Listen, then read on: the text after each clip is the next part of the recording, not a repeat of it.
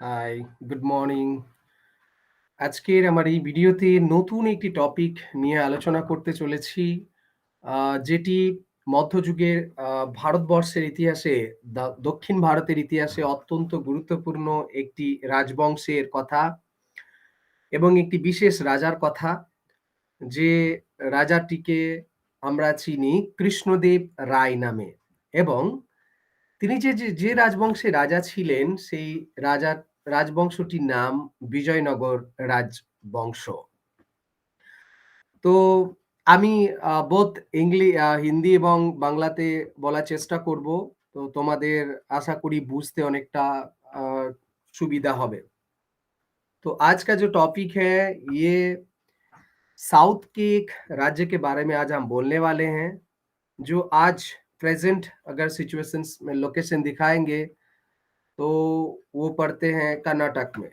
तो उस डायनेस्टी का नाम था विजयनगर डायनेस्टी और इस विजयनगर के एक राजा के बारे में आज हम लोग पढ़ने वाले हैं, जिनका नाम था कृष्णदेव राय। तो चलते हैं, शुरुआत करते हैं विजयनगर राज्य के बारे में। अ, मैंने यहाँ पर टाइटल दिया है विजयनगर एम्पायर एंड कृष्णदेव रॉय। तो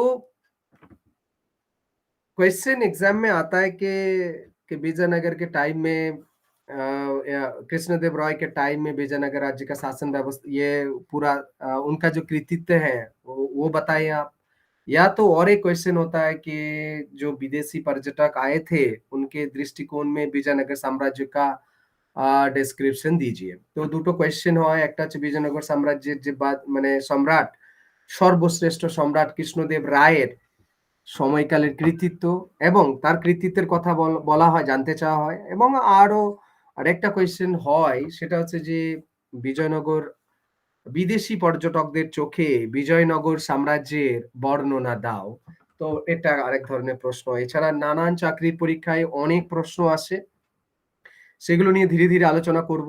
আমাদের मेन फोकस থাকবে कृष्णदेव राय। तो कृष्णदेव राय के ऊपर ही हम लोगों का मेन फोकस आज इस डिस्कशन में रहेगा। तो लेट्स स्टार्ट। पहले हम लोग लोकेशन देख लेते हैं। দেখে নি ভৌগোলিক অবস্থান। বিজয়নগর এম্পায়ার বর্তমান কর্ণাটক রাজ্যে অবস্থান করছে। প্রেজেন্ট কর্ণাটক। তো এই দেখো তার উপরে Bahmani kingdom, Khandesh, small states, eastern Ganges, Reddis, Gujarat and small states. These are some important states from South India. Especially ये वाला लोकेशन तुम लोग देख लो, विजयनगर एम्पायर इस राज्य के बारे में आज हम लोग पढ़ने वाले हैं। तो और एक मैप तुम लोगों को दिखा देते हैं। यहाँ पर जो थोड़ा रेड थोड़ा रेड करके जो दिखाई दे रहा है, ऑरेंज कलर का, रेड नहीं ऑरेंज कलर का, और रेड रेड करके कुछ डॉट डॉट्स है, ये विजयनगर एम्पायर था Karnataka at present. Vijayanagara empire Vijayanagara সাম্রাজ্যের লোকেশন এই ম্যাপের মাধ্যমে তোমরা নিশ্চয়ই দেখতে পাচ্ছ।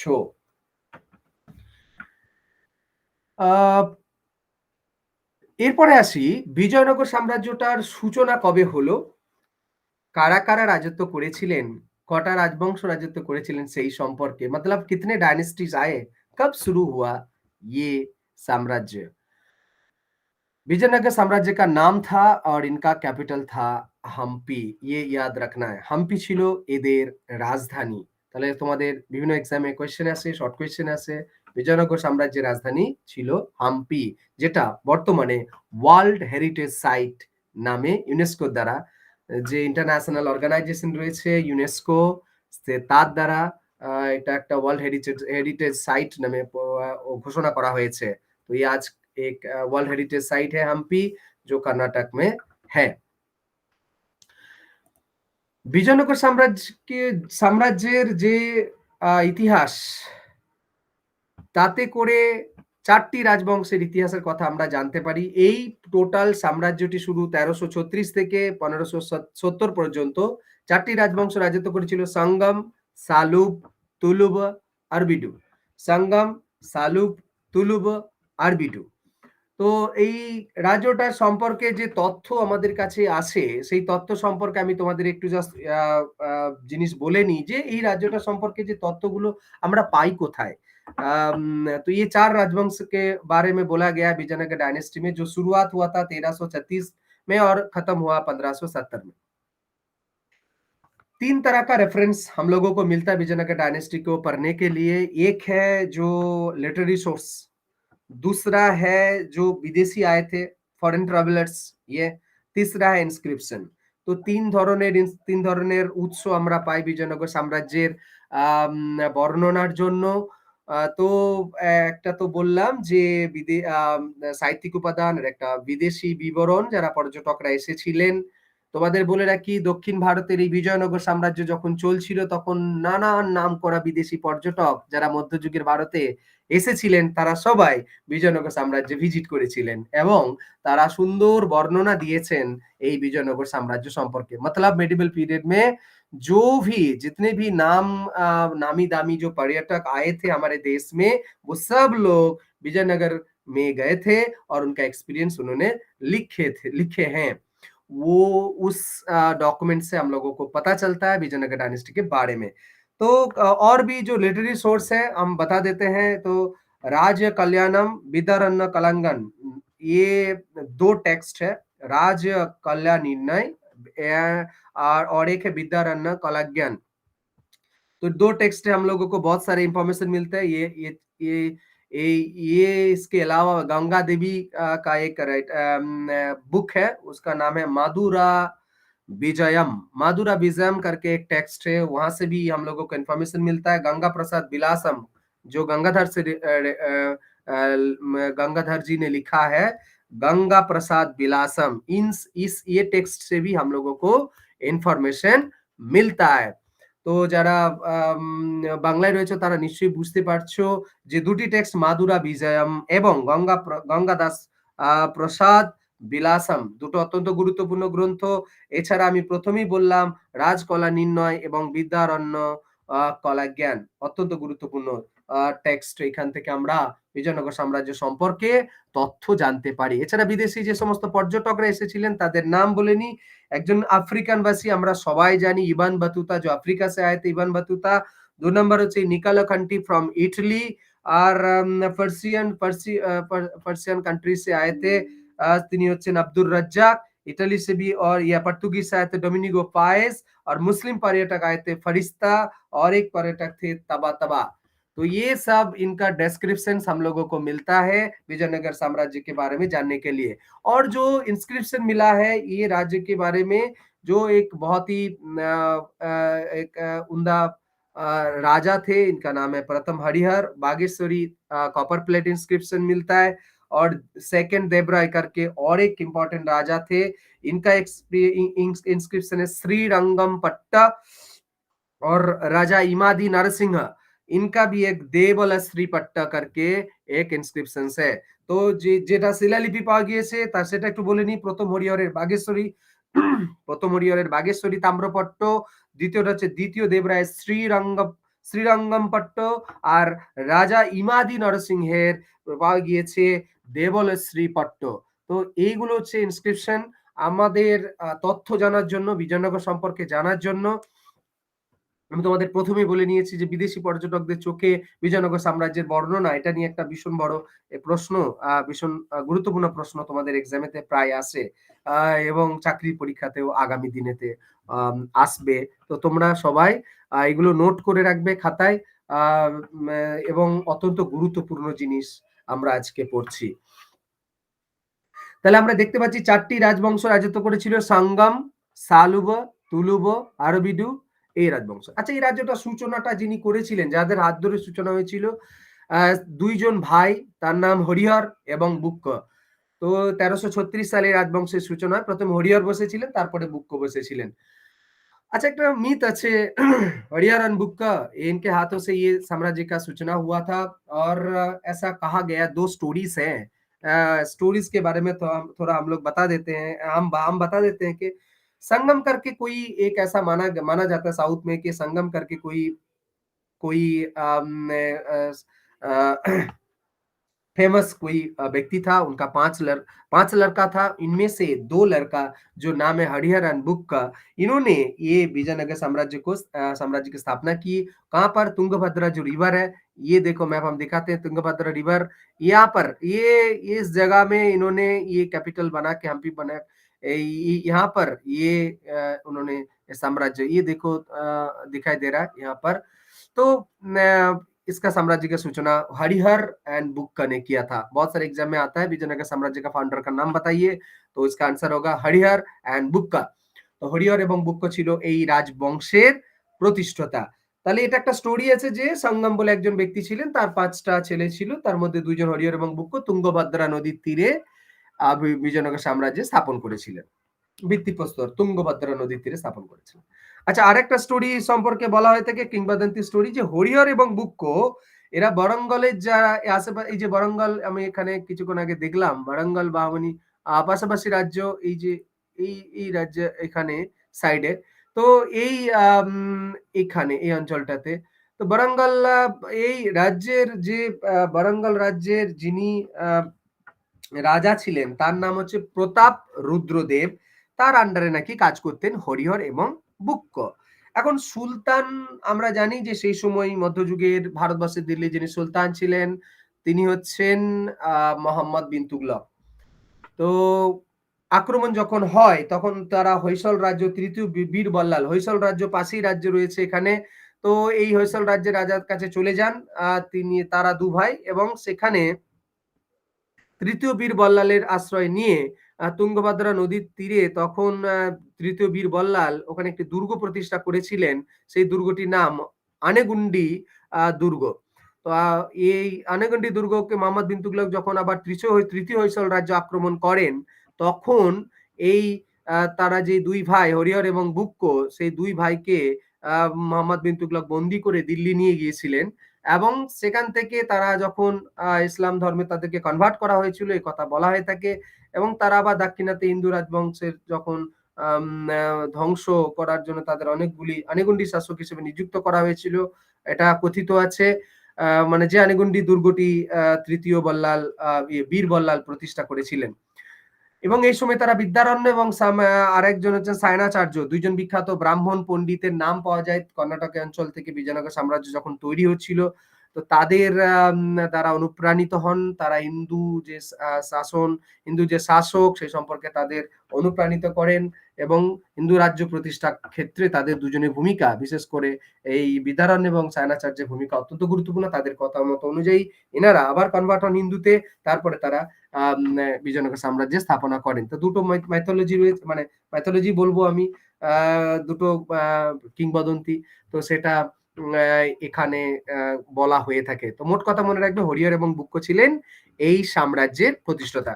तो जो स्टोरीज है आपने बताया अभी कि जब सुल्तान थे मोहम्मद बिन तुगलक, वो साउथ में जब आक्रमण किए थे, स्पेशली ये वारंगल, जब वो वारंगल हरिहर एंड बुक्का वारंगल में आश्रय लिए थे, फिर वारंगल से वो लोग चले गए वहां पर हैसल राज्य में, हैसल राज्य के जो राजा थे तृतीय बीर बल्लाल, वो तृतीय बीर बल्लाल तुंगभद्रा के एरिया में एक फोर्ट बनाए थे जिसका नाम है आनेगुंडी। लेकिन फिर क्या हुआ कि तुंगभद्रा जो है ये हैसल राज्य को फिर से जब ये मोहम्मद बिन तुगलक ने आक्रमण किए, वहां से इन लोगों को 2 भाई को बंदी बना के लेके गया दिल्ली, और दिल्ली में फिर अनेगुंडी जो दुर्ग बनाए थे, फिर मोहम्मद बिन तुगलक ने उनको शायद प्रेशर डाला होगा कि कन्वर्सन के लिए, तो मुस्लिम धर्म उन्होंने लिए, ऐसा बोला जाता है। फिर वो अनेगुंडी के शासक के रूप में इन लोगों को भेजा गया। फिर वो विद्यारण्य सायनाचार्य के जो ब्राह्मण्स थे, फेमस ब्राह्मण साउथ के थे, उन दोनों के संदिग्ध में आए, और फिर वो कन्वर्सन हुए हिंदू में, फिर वो हिंदू डायनेस्टी बनाए विजयनगर के साम्राज्य के रूप में। तो चार डायनेस्टी हम लोगों को पता चलता है। ये साल हमने भी दिए यहाँ पर स्लाइड में, तुम लोग को दिखाई दे रहा है जरूर, तो तुम लोग नोट करके रख सकते हो। तो Harihara and Bukka was the founder of Vijayanagara dynasty. তো আজকে যে টপিক আমরা পড়ব এই তুলুপ রাজবংশের বিখ্যাত রাজা প্রসঙ্গে। সেই বিখ্যাত রাজাটির নাম কৃষ্ণদেব রায়। এটা হচ্ছে ফাউন্ডার্স এর নাম দিলাম হরিহরান বুক্কা, অরিজিনালি ফিউডিটারিস অফ কাকাটিয়াসদের। এটা বলা হয়ে থাকে কর্ণাটক অঞ্চলেতে। আমি বললাম। আজকে যে টপিকটি পড়বো এই বিখ্যাত রাজাটি সম্পর্কে তোমাদের বলিনি এটা একটা চিত্রিত ছবি কল্পনা অনেক অনেক পরের ছবি যার ফলে এটার সঙ্গে আমি জাস্ট তোমাদের বোঝানোর জন্য আমি নেট থেকে নিয়েছি। So this is not so it's a picture of Krishna Dev Roy. Just it's a painting picture and it's a bronze figure. Left side you can see this. So ये कैसे दिखाया गया कि ये राजा होते थे, जैसे राजा का अवयव होता है ना, फिगर, वो ऐसे बताया गया है इस पिक्चर में। तो आपके कृष्णदेव राय का आज ये कृष्णदेव राय कौन थे? तुलुप डायनेस्टी के विख्यात राजा थे और ये सबसे फेमस राजा जो विजयनगर डायनेस्टी के सबसे फेमस एंड पावरफुल राजा माना जाता है। তো বিজয়নগর রাজ্যের রাজা কৃষ্ণদেব রায়কে সর্বশ্রেষ্ঠ এবং ফেমাস বিখ্যাত রাজা হিসেবে পরিগণিত করা হয়েছে। এই টাইম পিরিয়ডটা দেখে নাও 1509 টু 29 1529 সিই। তো এই সময় তিনি ছিলেন। কৃষ্ণদেব রায়ের সম্পর্কে যে মন্তব্য করা হয়ে থাকে বিদেশি পর্যটকদের যে বিবরণ, সেই বিবরণেতে আমরা নানান তথ্য পেয়ে থাকি। আমরা ধীরে ধীরে জানবো যে তিনি রাজা হিসেবে অনেক কিছু অ্যাচিভ করে গিয়েছেন। যেমন শাসক হিসেবে ছিলেন, তেমন একজন যোদ্ধা হিসেবে ছিলেন, শাসক হিসেবে ছিলেন, সঙ্গীতজ্ঞ হিসেবে ছিলেন, সাহিত্যকার হিসেবে বিখ্যাত ছিলেন এবং আমরা যেটা জানি যে তার রাজ্যের অন্যান্য ধর্ম সম্প্রদায়ের মানুষেরা সুখে শান্তিতে বসবাস করতেন। এটা সম্পর্কে আমরা নানান ইনফরমেশন ওই বিদেশি পর্যটকদের বিবরণে पेय থাকি। সেগুলো আমরা আস্তে আস্তে জানবো। तो ये एक ऐसे राजा थे जिसके बारे में बोला गया है कि हर फील्ड में इन्होंने ये माहिर थे। चाहे वो युद्ध के फील्ड हो, चाहे वो साहित्य के फील्ड हो, चाहे वो पेंटिंग के फील्ड हो, चाहे वो आर्किटेक्चर के फील्ड हो, चाहे वो सुशासन के फील्ड हो, हर फील्ड में इन्होंने अपना दबदबा बनाया है और आप वो सुशासन स्थापन करने में ये सक्षम हुए। तो इसीलिए इनको विजयनगर राज्य के सबसे महान राजा कहा जाता है। তো বিজয়নগর রাজ্যের রাজা যে টাইটেল অর্থাৎ কৃষ্ণদেব রায়ের যে টাইটেল ছিল সেটা একটু দেখে নিই। অভিনব ভাজা, আন্ধ্র পিতামহ, আন্ধ্র ভোজা, এগুলো তার টাইটেল ছিল। অর্থাৎ উপাধি নিয়েছিলেন। मतलब ये टाइटल है विजयनगर राजा जो कृष्णदेव राय है, फेमस राजा। तो ये अभिनव भाजा, आंध्र पितामह, आंध्र भोजा। তো এটা হচ্ছে রাজবংশ। এবার আমরা দেখে নিই যে তার যে অ্যাচিভমেন্টস, কারণ আজকে আমরা পড়ছি বিজয়নগর রাজ কৃষ্ণদেব রায় সম্পর্কে। তার যে অ্যাচিভমেন্ট আমি যে কথাগুলো বললাম, কোন কোন ক্ষেত্রে অ্যাচিভমেন্ট? প্রথম আমরা দেখব যে তার পলিটিক্যাল অ্যাচিভমেন্ট কি ছিল। তো পলিটিক্যাল অ্যাচিভমেন্ট বলতে বোঝায় যে 1520 খ্রিস্টাব্দে তিনি রায়চুর দোয়াব অঞ্চলকে দখল করেছিলেন। আর দ্বিতীয় তার অ্যাচিভমেন্ট হচ্ছে যে তিনি গজপতি রুলার প্রতাপরুদ্র এবং তার তেলেঙ্গানা রাজ্যকে দখল করছেন, গজপতি রাজকে পরাজিত করে। এবং একই সঙ্গে সঙ্গে তিনি উড়িষ্যা রাজাকে তেলেঙ্গানার অঞ্চল থেকে অর্থাৎ এই যে বিজয়নগরের এরিয়া থেকে তাড়িয়েছিলেন এবং বিজয়নগরের হোল টেরিটরি যেটা কৃষ্ণা রিভার, দক্ষিণ ভারতে যে আমরা জানি যে কৃষ্ণা যে কাবেরী যে জোন, সেটা তিনি কন্ট্রোল করেছিলেন। অর্থাৎ আমরা দেখতে পাচ্ছি যে তার যে সময়কাল, সেই সময়কালে তার পলিটিক্যাল অ্যাচিভমেন্ট কিন্তু ভীষণ এবং भीषणভাবে सफल হয়েছিলেন। तो 1520 में उन्होंने रायचूर दुआब और फिर उसके बाद गजपति रूलर जो थे प्रताप रुद्र, उनको भी उन्होंने पराजित किया। तेलंगाना में वो थे, उनका राज्य था। उस तेलंगाना को उन्होंने आज का जो तेलंगाना है उन्होंने कंक्वायर किया और फिर उसके बाद वहाँ विजयनगर के जो पुराना एरिया था वहाँ से उड़ीसा जो रूलर्स थे, उड़ीसा रूलर को उन्होंने वहाँ से भगाया और फिर पूरे कृष्णा रिवर जो जोन है, एरिया है, वो पूरी तरह से कैप्चर किए।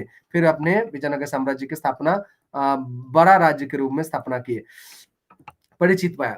तो ये दूसरा अचीवमेंट के पेपर हम लोग देख लेते हैं कि विजयनगर राज्य जो कृष्णदेव राय है उनके बारे में ये बोला गया है जो भी कि इस राजा के टाइम में के बहुत ही जो सुशासन हम लोग बोलते हैं, शांति विराजमान थे पूरे डेक्कन में और फ्रेंडली रिलेशनशिप्स पोर्तुगीज उस वक्त भारतवर्ष में पोर्तुगीज लोग आना आना जाना शुरू हो गया था। वो तो 49 1980 शुरू हो गया था, लेकिन इसके बाद आना जाना रह गया और बहुत सारे यहाँ पर मैंने लिखा है कि अल्बुकर्क जो पारस किंग थे, पुर्तगाल पुर्तगाल के जो राजा थे अल्बुकर्क, उन्होंने अपने एम्बेसडर के भेजा था यहाँ पर कृष्णदेव राय के राज्य में। তো ऐसा कहा गया है। তো পর্তুগালের যিনি রাজা ছিলেন আলবুকার্ক অর্থাৎ পর্তুগিজদের সঙ্গে কৃষ্ণদেব রায়ের ভীষণ ভালো সম্পর্ক ছিল এবং তার সম্পর্কে বলা হয় তার রাজ্যে অত্যন্ত সুশান্তি বজায় ছিল। আ এক এখানে আমি তোমাদের একটি কথা আমি বলতে চাই যে বিদেশি পর্যটকদের যে বিবরণ, সেই বিবরণ অনুযায়ী এই আ এই বিজয়নগর রাজ্যের যে রাজধানী ছিল হাম্পি, তারা হাম্পিতে যখন ভিজিট করেছিলেন তো তাদের তথ্য থেকে নানান ইনফরমেশন আমরা এখানে কিন্তু পেয়ে থাকি। সেখানে আব্দুর রাজ্জাক যদিও তার আগে এসেছিলেন, আব্দুর রাজ্জাকের বর্ণনা এবং ডমিনিগো পায়েস ১৫২২ সালে যিনি আসছেন, তো এই সময়কালেতে তার যে বর্ণনা অনুযায়ী আমরা বেশ কিছু তথ্য জানতে পারি যে বলা হচ্ছে যে এই বিজয়নগর রাজ্যটা ছিল বিশ্বের সবথেকে সমৃদ্ধশালী রাজ্য। विजयनगर जो किंगडम थे ये उस वक्त के सारे विश्व के हिसाब से अगर लिया जाए तो सबसे प्रॉस्पेरियस समृद्धशाली राज्य के रूप में गिना जाता था। ये मानना था डोमिनिगो पाइस जो पुर्तगीज से आए थे कृष्णदेव राय के टाइम में, इन्होंने बोला है ये। और ऐसा बोला गया है कि यहाँ पर जो और अब्दुल रज्जाक जो इससे पहले आए थे देवराय के टाइम में शायद, तो ये देवराय के टाइम में आए थे अब्दुल रज्जाक जो पारस से आए थे।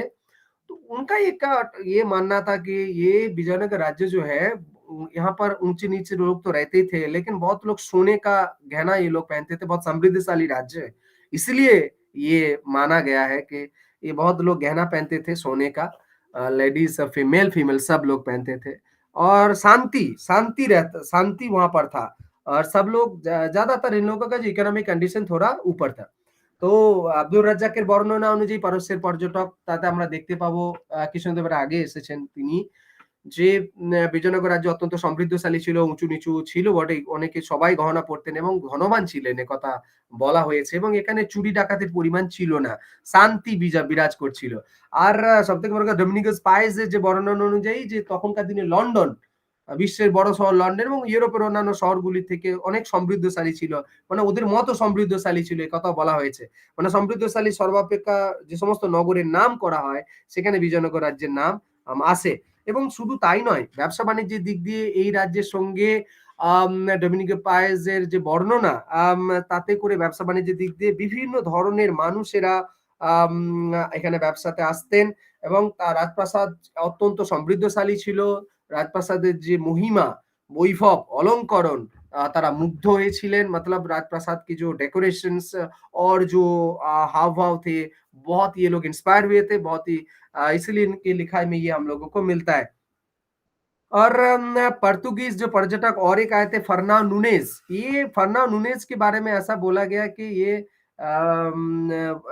राजप्रसाद के अंदर के बहुत सारे डिटेल्स हम लोगों को मिलता है और ब्राह्मण्स की स्पेशल सम्मान यहाँ पर दिया जाता था, ये भी हम लोगों को ये इनके लिखने से मिलता है।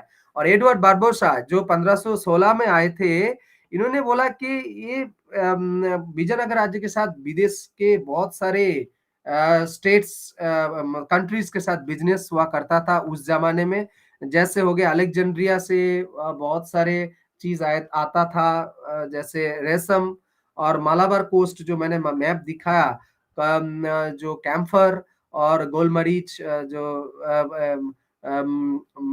मिर्चा का जो भी है स्पाइस, डिफरेंट तरह के स्पाइस, चंदन का लकड़ी और जो कस्तूरी होता है वो, सिंदूर भी वहां से मालाबार से आता था और यहाँ से हीरे चुनी चीन और अलेक्जेंड्रिया में ये सब सामान भी आते जाते रहते थे।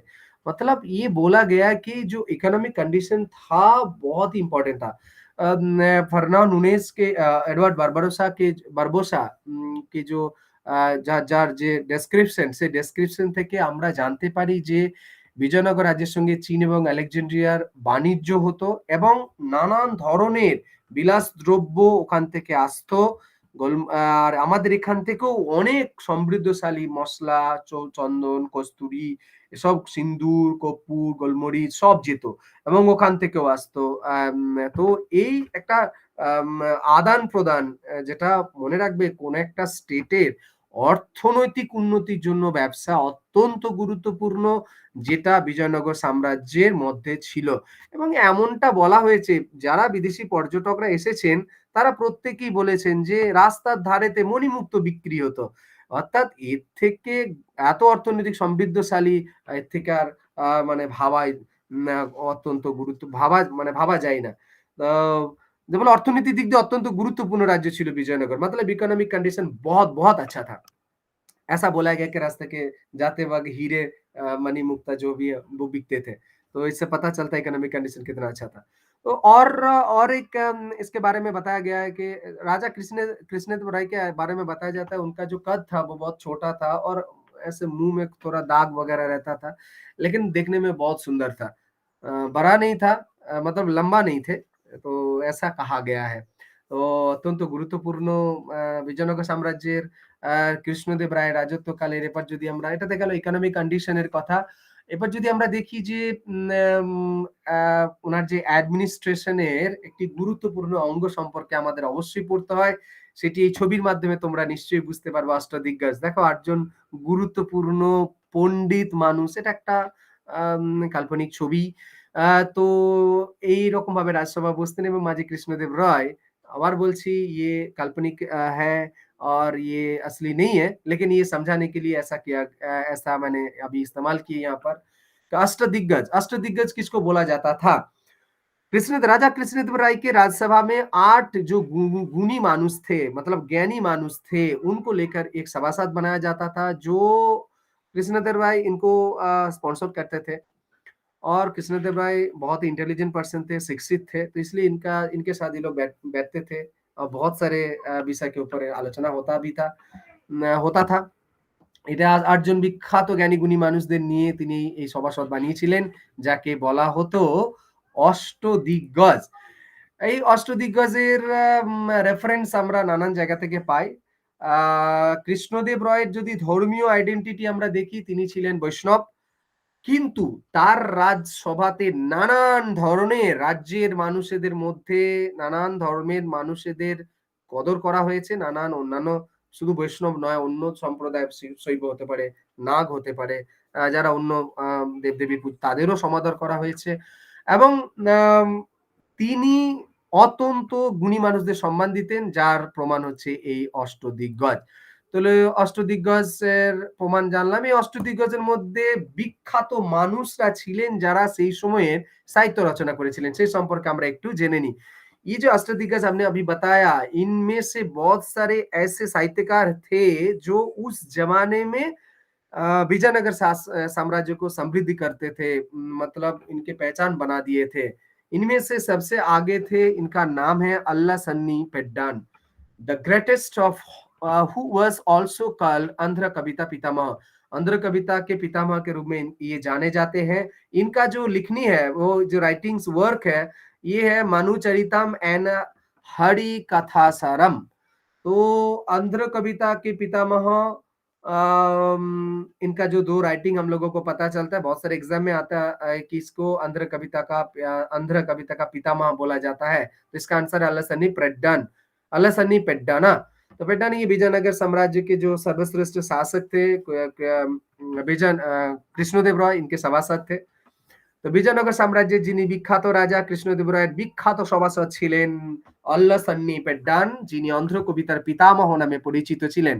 তার বিখ্যাত দুটি লেখা হচ্ছে মনুচরিতম আর হরি কথা সারানাম। এরপরে আরো বিখ্যাত মানুষেরা এই সাম্রাজ্যের সময়কালে, অর্থাৎ কৃষ্ণদেব রায়ের সময়কালেতে তিনি ছিলেন। তারা হচ্ছেন তেনালি রামকৃষ্ণন। তেনালি রামকৃষ্ণন অত্যন্ত বুদ্ধিমান মানুষ ছিলেন। আমরা তেনালি রামের গল্প সিনেমাতে দেখবে, বিভিন্ন टीवी सीरियल হয়, तेनाली राम के लिए হয়েছে। तो बहुत सारे सीरियल इनके ऊपर बनाया गया है, जो बहुत ही बुद्धिमान थे, तेनाली रामकृष्ण। इनका जो राइटिंग है, ये है पांडुरंगा महात्म्यम, ये बहुत फेमस है। और एक सभासद के नाम के जो ज्ञानी मानुष थे, ज्ञानी थे, उनके बारे में बताया गया, पिंगली सुरान्ना। पिंगली सुरान्ना का बहुत सारा राइटिंग हम लोगों को मिलता है। गरुड़ा पुराणम, प्रभति प्रभति और प्रद्युम्नमु राघव पांडवनियम पांडवियम एंड कलापुरंडयामु।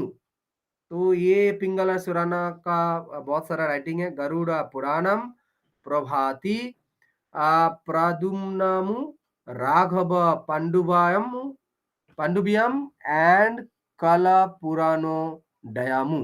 তো এইগুলো হচ্ছে টেক্সট, এদের রচনা। তার মধ্যে তেনালিরাম ভীষণ ফেমাস ছিলেন।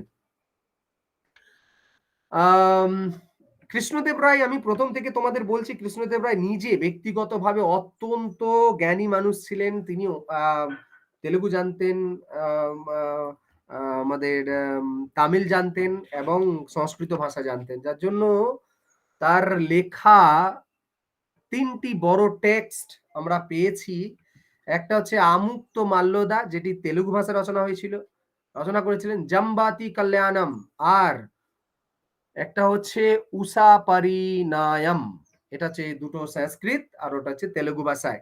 তো আমুক্ত মাল্যদা অত্যন্ত ফেমাস টেক্সট कृष्णदेव रॉय।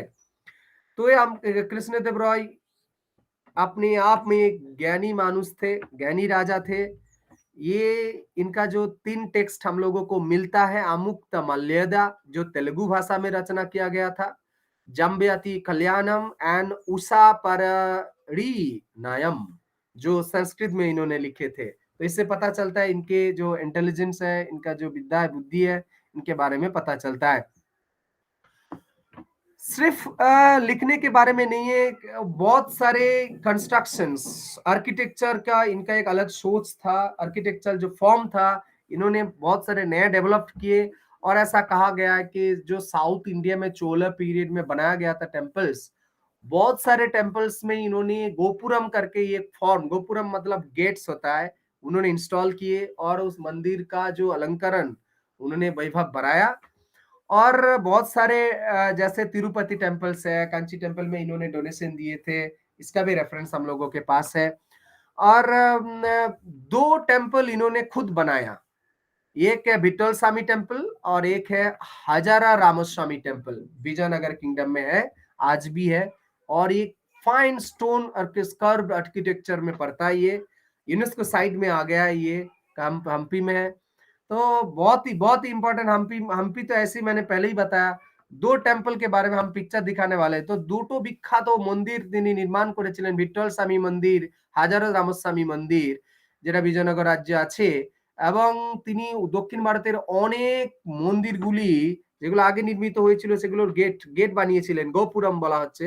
ওই গেটগুলিকে গোপুরম বলা হয়। গোপুরম তিনি বানিয়ে দিয়েছিলেন এবং তিরুপতি টেম্পল যেটা রয়েছে সেটা তিনি আরো ভালো করে কনস্ট্রাকশন করিয়ে দিয়েছিলেন। এবং কাঞ্চিতে এই বিজয়নগর রাজারা যে ডোনেশন দিতেন তারও প্রমাণ পাওয়া গিয়েছে। তো আমি তোমাদের কিছু ছবি দেখাবো। সেই ছবিটা হচ্ছে রাজা রামেস্বামী টেম্পল, দেখে নাও এটি। স্টোন কার্ভ আর্কিটেকচারের অত্যন্ত গুরুত্বপূর্ণ টেম্পল। এর গায়েতে নানান ধরনের স্কাল্পচার রয়েছে। আমরা যদি একটু সামনের দিকটা দেখি সেটা হচ্ছে হাজার রামস্বাमी टेम्पल। ये देखो अत्यंत सुंदर, मतलब देख लो, बहुत ही फाइन टेम्पल आर्किटेक्चर ये कृष्णदेव राय ने बनाए थे उनके टाइम में। ये देखो पिलर का किस किस तरह से स्कार्व किया गया है। बहुत सारे छोटे छोटे पिक्चर लगा मतलब इसका ये यहाँ पर ये फिगर है, यहाँ पर फिगर है। तो ये देखने के लिए मिलता है। और ये है विट्ठल स्वामी टेम्पल। विट्ठल स्वामी टेम्पल एक बहुत ही, ये भी स्टोन्स का में मिलता है। ভীষণ সুন্দর দেখতে এবং দক্ষিণ ভারতের অত্যন্ত গৌরব আজও সমানভাবে এখানে রয়েছে এবং ইউনেস্কো সাইট। প্রচুর পর্যটক ভ্রমণ করেন, বিদেশ থেকে আসেন। এটা হচ্ছে বিট্ঠল স্বামী মন্দিরের আরেকটি অংশ, রাইট সাইড। দক্ষিণ ভারতের টেম্পল আর্কিটেকচার আর এর মধ্যে পড়ে। দক্ষিণ ভারত বলবো না, এটা ঠিক খাজুরাহো টেম্পল আর্কিটেকচারের যে স্টাইল সেটা এর মধ্যেই পড়ে। এটা বিট্ঠল স্বামী মন্দিরের আরেকটি অংশ। আম এটা দেখো আর্কিটেকচারের ফর্ম, এখানে ছোট ছোট ফিগার রয়েছে। এখানে ঘোড়ার मतलब हॉर्स का जो फिगर तुम लोग जरूर देख पा रहे हो। तो एक बहुत ही इम्पोर्टेंट रूलर है जो टेम्पल बनाने के मामले में भी ये पीछे नहीं थे। बहुत ही अच्छा स्कल्पचर उन्होंने बना के गए थे। तो ये न सिर्फ टेम्पल नहीं बनाए थे, एक ऐसा रेफरेंस हम लोगों को मिला उनके नाम, उनके माँ के नाम के ऊपर नागलापुरम करके एक टाउन भी उन्होंने बनाया। फाउंडेड सबरमन टाउन विजयनगर के पास नागलापुरम जो टाउन তিনি বানিয়েছিলেন তার মায়ের উদ্দেশ্যে। তো এটা হচ্ছে সেই ইনস্ক্রিপশন কৃষ্ণদেব রায় গিফট টু কাঞ্চি মঠ যেটা তিনি দিয়েছিলেন।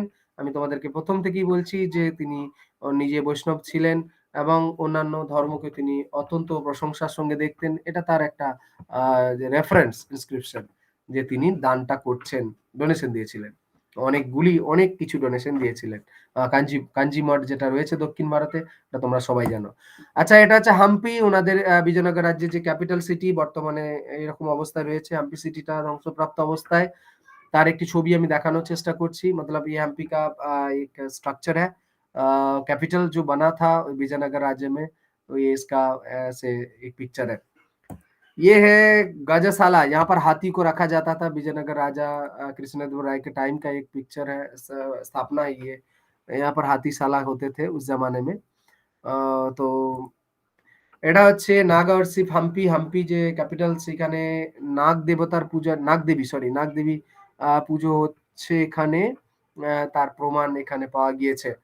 আর হাজার রামাস্বামী টেম্পলের গায়ে আমি তোমাদেরকে ১ম এ যে স্কাল্পচার এর কথা বলছিলাম, जो मैंने बताया, यहाँ पर दिख के पता चलता है कि बहुत सारे छोटे-छोटे आर्किटेक्चरल फॉर्म हम लोग देख पा रहे हैं। यहाँ पर घोड़े हैं, यहाँ पर युद्ध करते हुए कुछ सेना दिख रहा है और या नृत्यरत अवस्था में ये कुछ लेडीज़ फीमेल फीमेल फिगर्स यहाँ पर दिखाई देता है और ये लोग शायद यहाँ पर जा रहे हैं लड़ाई करने में, तो ये भी पिक्चर दिखा गया है।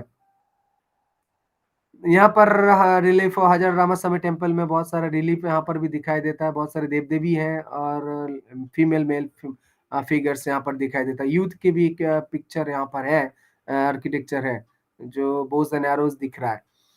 তো এটা অত্যন্ত সুন্দর কার্ভিং তৈরি করা পাথরের তৈরি টেম্পল, পাথরে কার্ভ করা অত্যন্ত সুন্দর আর্কিটেকচারাল ফর্ম। যারা আর্ট হিস্ট্রি নিয়ে পড়বে তারা আরো ডিটেইলস জানতে পারবে। আম এটা হচ্ছে দশেরার যে অনুষ্ঠান হতো তখনকার দিনে মঞ্চ, সেই মঞ্চের পিকচার আমি তোমাদের দেখাচ্ছি।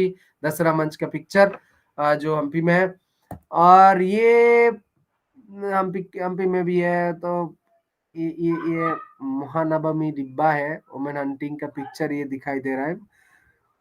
আমি এটা দেখানোর উদ্দেশ্য এই কারণেই তোমাদের দেখাচ্ছি, বিজয়নগর রাজ্যে যে বিদেশি পর্যটকরা যে বিবরণ দিয়েছেন, তাতে করে শান্তি বজায় করার কথা বলা হয়েছে এবং সেখানে মেয়েদেরও যে বিশেষ সম্মান দেওয়া হতো, তার প্রমাণ হচ্ছে এইটি।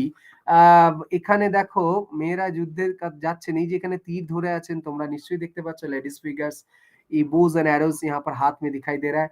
तो ये घोड़े में चढ़े हुए हैं और देखो ये यूथ का पिक्चर दिखाई दे रहा है। तो मेয়েরা शिकार करते গিয়েছেন मतलब शिकार में गए हैं लेडीज, तो फीमेल फिगर दिखाई दे रहा था। मतलब ये पता चलता है कि उस वक़्त विजयनगर के राज्य में male female male female male female का भी बहुत सारा सम्मान था। ভীষণ সম্মান দেওয়া হতো মহিলাদের। আর এখানে আরেকটি ফিগার দেখা যাচ্ছে সেটা হচ্ছে হান্টিং, মহিলারা হান্টিং করতে যাচ্ছেন মানে শিকার করতে যাচ্ছেন। এখানে একটা বাঘ আর উপরে একটা জন্তু দেখতে পাচ্ছি, একটা হাতি পিছনে থেকে একজন ব্যাক সাইড থেকে যাচ্ছেন महिला। तो बैक साइड में फीमेल फिगर है जो हंटिंग का एक दृश्य दर्शाता है। तो इससे पता चलता है कि उस जमाने में मेल फिगल का कितना कदर किया जाता था, सम्मान मिलता था। ये एक नृत्यरत अवस्था में लेडीज फिगर है। मैंने ये लगाया है तुम लोगों को दिखाने के लिए।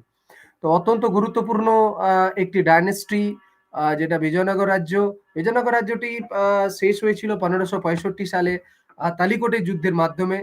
আ তালিকোটের যুদ্ধটি আ আ বিজয়নগর রাজ্যটি যখন শেষের দিকে চলে আসে, বিজয়নগর রাজ্যের অস্তিত্বকে ধরে রাখতে পারছিল না। কারণ আম বিদর, বিজাপুর, আহমদনগর, গোলকুন্ডা, বেরার এই ৫ টা রাজ্য যখন তৈরি হয়, বাহমনি রাজ্যকে উপরে বাহমনি রাজ্য যখন ভেঙে যায়, এই ৫ টা রাজ্যের সঙ্গে বিজয়নগর রাজ্যের যুদ্ধ হয়েছিল এবং এই যুদ্ধে ১৫৬৫ সালে এই ৬৫ সালে মানে সম্মিলিত যে যুদ্ধ, সেই যুদ্ধের নাম তালিকোটের যুদ্ধ।